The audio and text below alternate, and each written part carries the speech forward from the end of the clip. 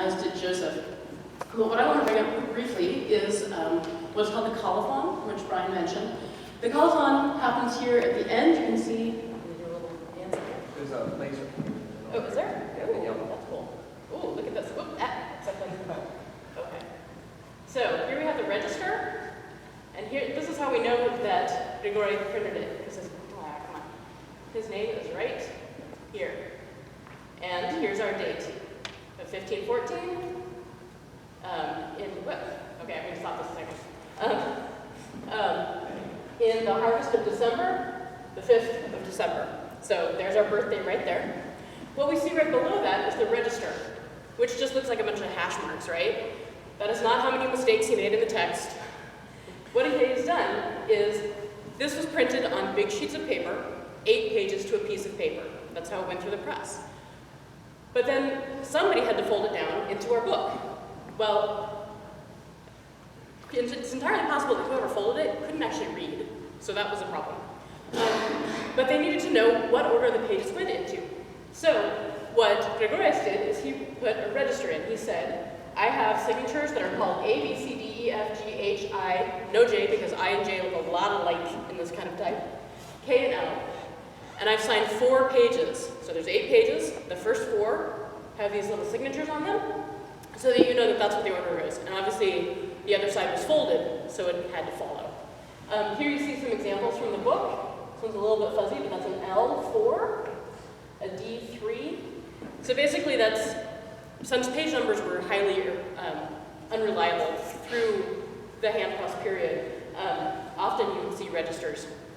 We also know that we have a complete copy with no pages missing, nothing slid out, nothing added in, because the signatures in our book conform exactly to these 11 signatures of 8 pages each. We have 88 pages in the book, with the flag leaves then of course added. So it's an important thing to know. Nothing's missing, nothing added. These examples show, so we've talked about how there's a lot of writing in our book. We don't write in books, except as a textbook. Maybe you highlight a book. Like, you don't go get a book from a library and write in it. This is essentially a library book, yeah? At a Franciscan house, we think. But writing in books was a big thing then. Everybody did it. These are 2 examples. This one's a little bit later. This is 1630, and it's notated in English, but clearly somebody had a lot of thoughts about this line. You can't see very well, but the top up here says, this is a very interesting volume. Great.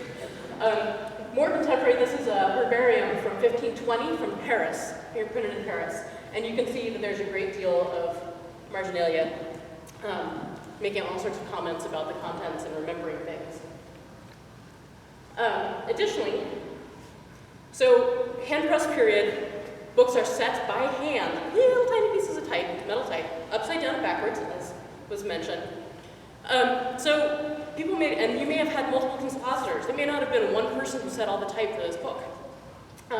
They made mistakes. Well, most people didn't have any qualm about fixing mistakes. Here you see, this is an exemplar of the Gutenberg Bible, which incidentally was published with an errata sheet. So they went through and said, whoops, and then they printed a sheet telling you where all the whoopses were. But you see the word in added. You also see the rubrication on the letters, but then this is marginalia. That's somebody saying, oh, look at this is important in this particular modeling. I apologize for the quality here, but hopefully you can see the arrows are pointing that one of our annotators has also found some mistakes in the Latin that they have commented on and repaired. The other thing I want to point out about this slide, again, it's a little hard to see, but this is Gutenberg's Bible on vellum, deluxe edition. I mean, they went all out for this. If you look at the quality and clarity of type compared to, oops, yeah, there's a fairly different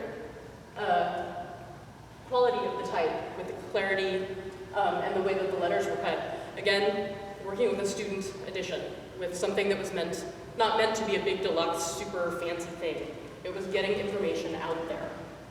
Whereas Gutenberg, new thing, super fancy, pay lots of money for this because it was a lot of work. So here we have, again, some of the marginalia. You can see the trimming again that was mentioned. And Brian also mentioned this briefly. What the heck's that thing? This is the pink highlighter. You know, you do everything else in yellow and you get to the thing that you know is going to be on the test, pink highlighter. So he's saying, I'm going to take the time to make, not to just scribble, you know, not to make my notes, I'm going to make a whole hand to point this out. It's that important. This was not the only annotator who ever did this. He didn't make this up. These are generally a little bit later, but they're super fun. So these are all examples of manipules, which is what they're technically called, that show up in text. I like this one for the cuff, but I especially think this one is great because not only is there a manipule showing something in the text, but it almost seems to be pointing to someone else's annotation when there's something written in the cuff. And the other thing behind it, I don't know for a fact this is what it is, but it almost looks like little eyeglasses, which is what I often write in text when I need to notice something, so I particularly like that one. The manicule became such a big deal, actually, that it became printed. So this is not someone's handwriting, that is a printed manicule. And it became ubiquitous. We see these all over. You see them, especially if you're like somebody's trying to make an old-timey sign, there's like a hand pointing to the shop E with the E at the end. Did you see here? And even today, I noticed this as I was putting my presentation together. What's that little thing that shows you where there's a live link to click on? It's a manicule. So in addition to the really fantastic things that Brian pointed out that are original and interesting about this volume, it is also an excellent exemplar of things that were going on at the time. These are things that we see across different era and across different trends of books. And so I think some of these things that show up in the text are also really fascinating to have this available at St. Ambrose and viewable. Not just in the case out there, but when it's in the library, people can come up and have a look at this. Our archivist would be happy to help you out with that. So, thank you.